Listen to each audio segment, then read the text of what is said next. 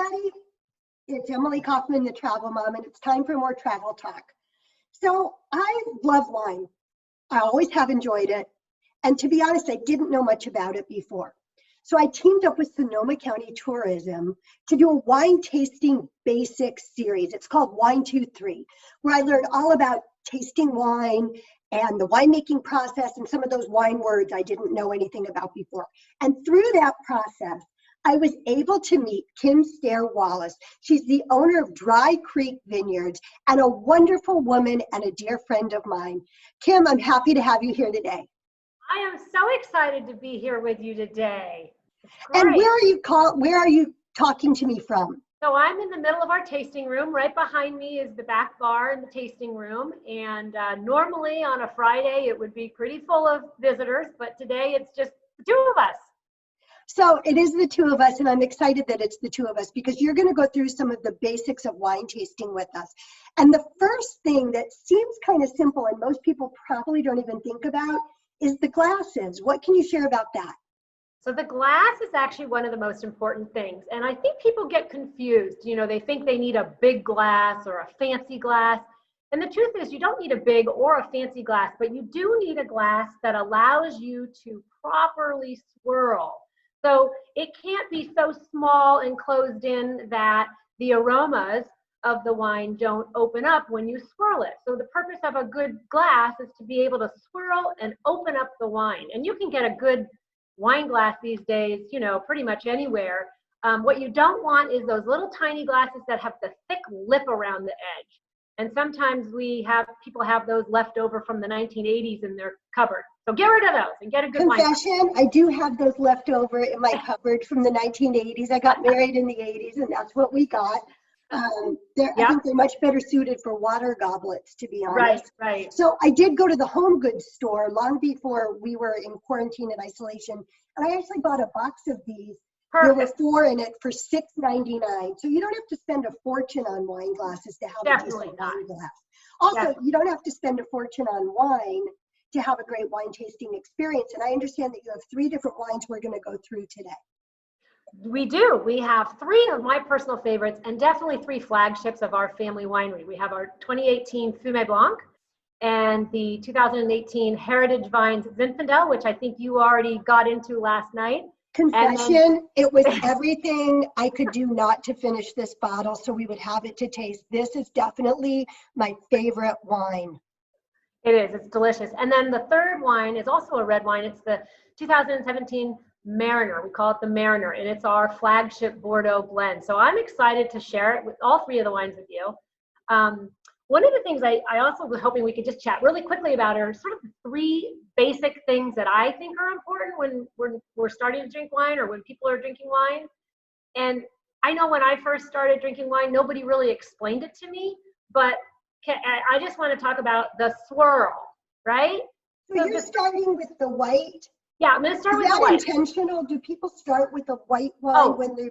Great question. Yes, you would typically start with a white wine and go to red wines. And you typically start with lighter bodied wines toward the heavier bodied wines, which is exactly the order that we're going to be doing this tasting.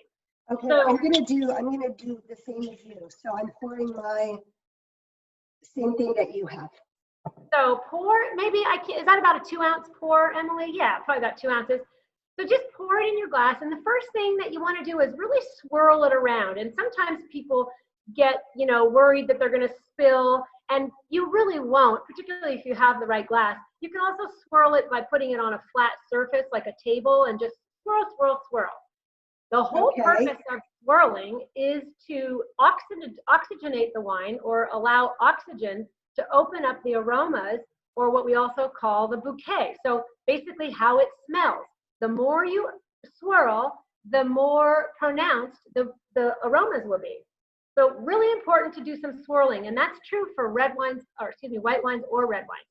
And then the second thing I always do, and I really recommend people get comfortable with this and not feel silly, is stick your nose in the glass and really do some deep breathing. So after you've swirled, 3 or 4 times, put your nose in the glass and really take a moment, close your eyes like you are, and inhale the wine or smell the wine.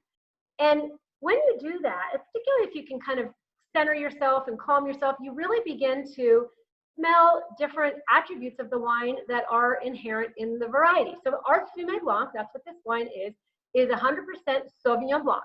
We happen to call it Fumé Blanc, which is the name my dad chose back in 1972 when he started the winery, but it is Sauvignon Blanc. That's a synonym, Fumé Blanc, Sauvignon Blanc. You can call it either. And Sauvignon Blanc typically has a very citrusy aroma, maybe a little bit of lemon, maybe a little grapefruit, maybe a little bit of a dried herb, or even like a lemongrass dried herb. Or if you're a cook, you might know about bouquet garni or herbes de Provence, you know, herbs like tarragon and thyme and rosemary.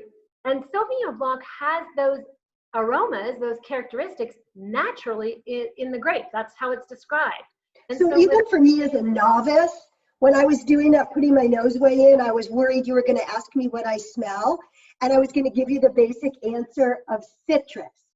So I don't have a sensitive enough sense of smell to know those other things like lemongrass, but I definitely smell the citrus. Do you smell a little? I also right now smell a little bit of Kefir lime. You know, we happen to have a lime tree growing in our yard, and the Kefir lime leaves smell, you know, they're very pronounced.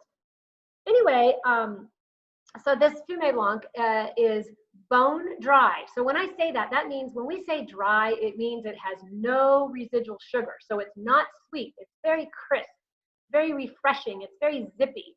And we have fermented it completely dry, meaning we fermented all of the sugar out of the grapes so that we have a dry white wine, because we want it to be very crisp and lively and refreshing. Now, sometimes people will leave residual sugar in a wine, and certainly with sweet wines, that's what you have. Now you're going to take a little sip. So here's my next little tip. When we take a sip, I always let the wine sit on my mouth for a few seconds. You know, don't swallow it right away. Just kind of savor it, and don't take a big gulp. Take a little small sip, maybe I don't know, half a teaspoon.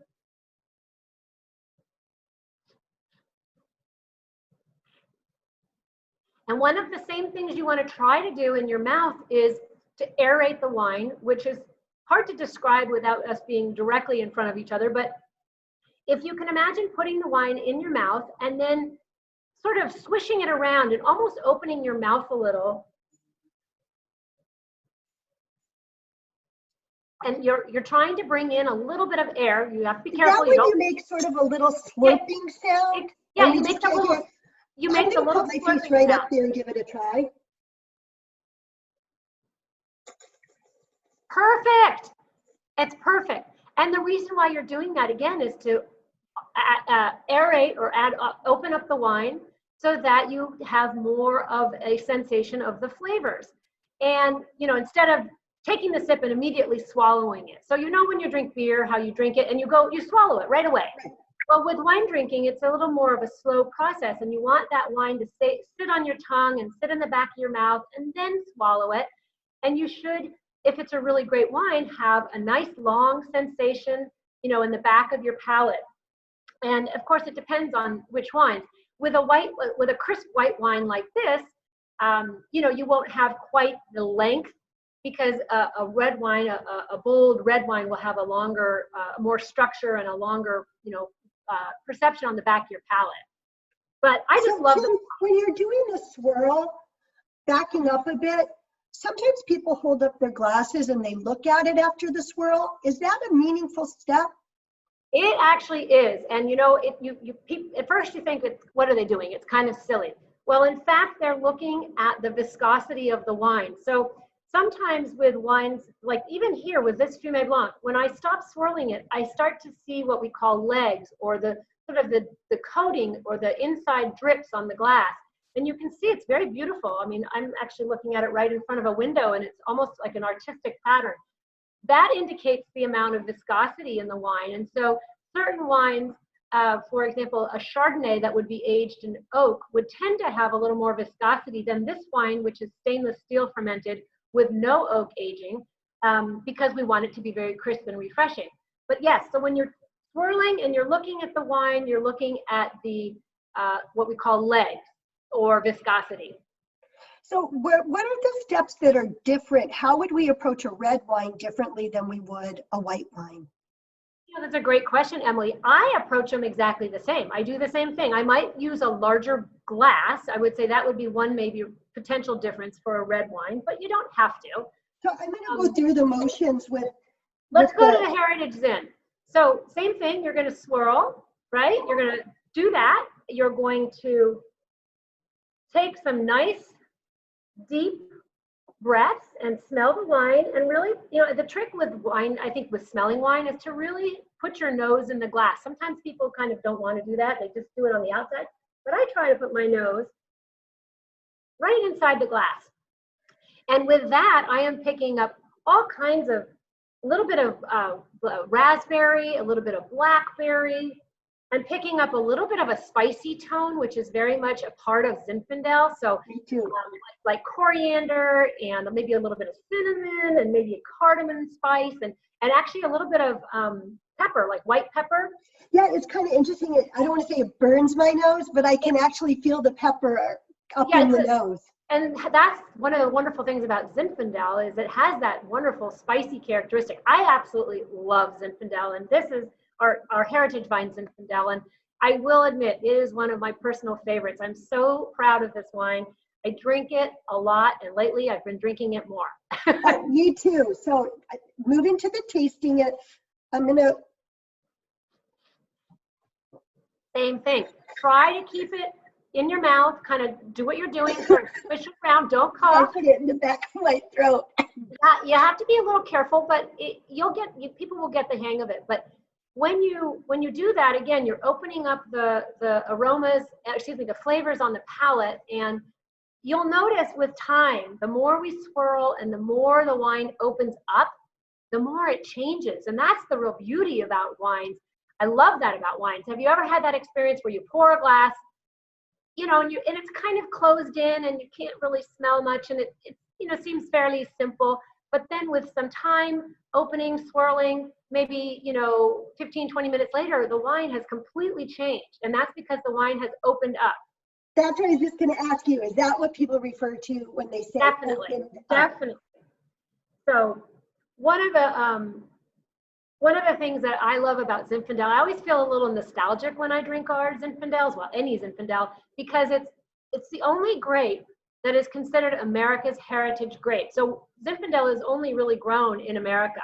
And it's really almost like apple pie, it's a special wine. It can be made in many different styles.